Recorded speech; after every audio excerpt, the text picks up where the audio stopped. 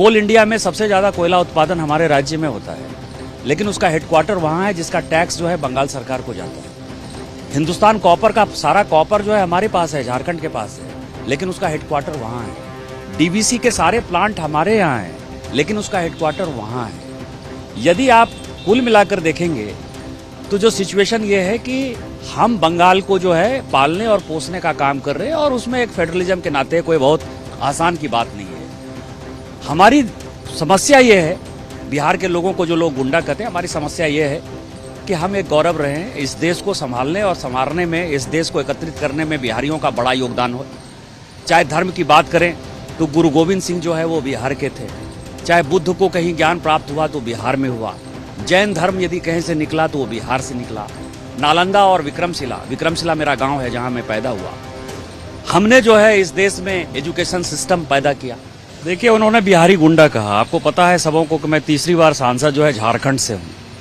ये दिखाता है कि जितने भी हिंदी भाषा भाषी लोग हैं, चाहे उत्तर प्रदेश के हैं, चाहे बिहार के हैं, चाहे झारखंड के हैं, चाहे मध्य प्रदेश के हैं, चाहे राजस्थान के हैं, चाहे दिल्ली के हैं, उन सबों से तृणमूल कांग्रेस को एलर्जी है, इसीलिए उन्होंने बिहारी गुंडा कहा। बिहारी गुंडा नहीं है, बिहार गौरव है। आज भी आप समझिए कि बंगाल में जो पानी जाता है ना, मसानजोर से, तिलैया से, मैथन से, वो सब हमारी जमीन पर है, झारखंड के जमीन पर है, और वो सारा पानी जो है बंगाल को जा रहा है। कोल इंडिया में सबसे ज्यादा कोयला उत्पादन हमारे राज्य में होता है, लेकिन उसका हेडक्वार्टर वहां है जिसका टैक्स जो है बंगाल सरकार को जाता है।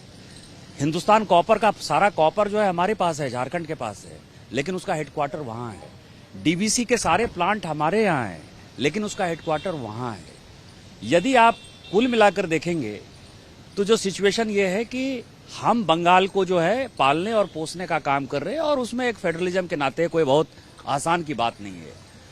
हमारी समस्या ये है, बिहार के लोगों को जो लोग गुंडा कहते हैं, हमारी समस्या ये है कि हम एक गौरव रहे हैं, इस देश को संभालने और संवारने में, इस देश को एकत्रित करने में बिहारियों का बड़ा योगदान हो। चाहे धर्म की बात करें तो गुरु गोविंद सिंह जो है वो बिहार के थे, चाहे बुद्ध को कहीं ज्ञान प्राप्त हुआ तो बिहार में हुआ, जैन धर्म यदि कहीं से निकला तो वो बिहार से निकला। नालंदा और विक्रमशिला मेरा गांव है जहां मैं पैदा हुआ। हमने जो है इस देश में एजुकेशन सिस्टम पैदा किया। दुनिया का पहला वाइस चांसलर अतीश दीपांकर वो विक्रमशिला विश्वविद्यालय के हुए।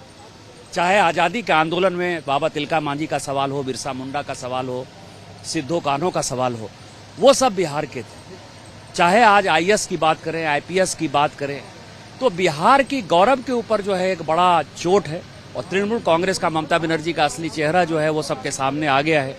आज भी इस देश को चलाने में, इस राज्य को चलाने में हमारा बड़ा योगदान है। आज भी यदि रेलवे चलता है तो आपको आश्चर्य होगा कि 40 से 45% पैसा केवल और केवल बिहार और झारखंड देता है। इसके बावजूद भी हम गाली सुनते हैं, तो ये एक बड़ी हास्यास्पद बात है और उनको माफी मांगनी पड़ेगी। और मेरा सभी पॉलिटिकल पार्टी जो उत्तर प्रदेश में राजनीति कर रहे हैं, जो समाजवादी पार्टी के लोग उनसे मिलने जा रहे हैं, जो राजद के लोग जो बिहारी प्राइड की बात करते हैं, जो लोजपा के लोग बिहारी प्राइड की बात करते हैं, जो बहुजन समाज पार्टी के लोग बिहारी प्राइड की बात करते हैं, और कांग्रेस जो देश जोड़ने की बात करता है, इस तरह के देश तोड़क मानसिकता के पार्टी के लोगों के साथ ममता बनर्जी जी का क्या बिहेवियर होगा, आज वो देखने वाली बात है।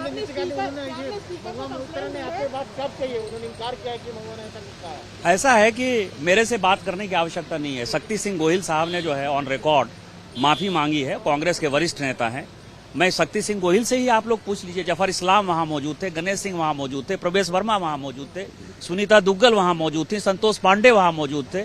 एक दो लोग मौजूद नहीं थे ना, आप किसी से पूछ लीजिए। और रिकॉर्ड जो है, यदि वो ज्यादा कहेंगे तो उसकी जो है कटिंग बाइट और जो उन्होंने ऑडियो दिया है वो सब मैंने अभी लोकसभा स्पीकर को कहा है कि दे दीजिए, मैं आप लोगों को रिलीज कर दूंगा। ममता बनर्जी राष्ट्रीय नेतृत्व की बात हो रही है और वो देश का नेतृत्व करने की बात कर रहे हैं। देश का नेतृत्व बिहार के लोगों को गाली देके, झारखंड के लोगों को गाली देके, उत्तर प्रदेश के लोगों को गाली देके, मध्य प्रदेश, राजस्थान, दिल्ली के लोगों को, हरियाणा के लोगों को गाली दे करके, ये देश जो है यदि है, इसको बनाने में हिंदी भाषा भाषी लोगों का बड़ा योगदान रहा है। आज यदि मुंबई जैसा शहर भी है तो टाटा जो है उसी बिहार में आया। यदि बिहार नहीं होता, जमशेदपुर नहीं होता, तो टाटा नहीं होता। आज मुंबई में जो टैक्स पे रहे हैं, चाहे वो टाटा टैक्स दे रहे हैं, चाहे बिरला टैक्स दे रहे हैं, चाहे डालमिया टैक्स दे रहे हैं, उन सबों का माइंस और मिनरल्स, इस देश का 40 to 50% माइंस और मिनरल्स हमारे पास है। हम इस देश को बनाने का बात कर रहे हैं और इसको गाली देके ममता बनर्जी प्रधानमंत्री बनने का सपना देख रही हैं।